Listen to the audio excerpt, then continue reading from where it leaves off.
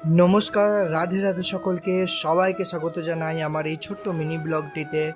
আজ আমি ও আমার বাবা দুজনে মিলে গিয়েছিলাম দেওপুর নামক একটি গ্রামে। এখানে আমার বাবা ও গুরু অশোক চট্টোপাধ্যায় বাবার অনুগামীদের উদ্যোগে যোগীরাজ শ্যামাচরণ লাহিড়ীর আশ্রম তৈরি করা হচ্ছে।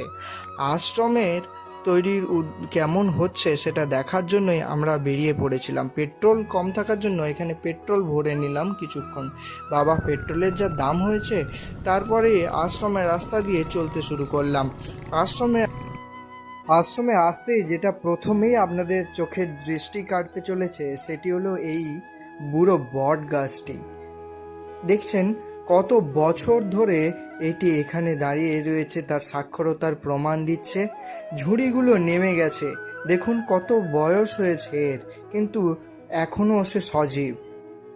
এই যে পরিকাঠামোটি দেখতে পাচ্ছেন, এখানেই আশ্রমটি তৈরি হবে। এখানকার পরিবেশটা খুব সুন্দর, দেখুন চারিদিকে কত ফুলের গাছ। আমি আপনাদের কথা দিতে পারি, একবার যদি এখানে আসেন বারবার ফিরে আসতে হবে আপনাদের বাংলার এই সৌন্দর্যের কাছে, তার মনোরম পরিবেশ আবহাওয়া অনুভব করার জন্য। এটি হলো পুরনো আশ্রমটি। এই যে রাস্তাটি দেখতে পাচ্ছেন, এই রাস্তা দিয়ে তুলে আনা হচ্ছে গাড়ি গাড়ি মাটি আর ঢালা হচ্ছে ওই পরিকাঠামোর উপরে। সামনে দেখুন কত বড় একটি পুকুর।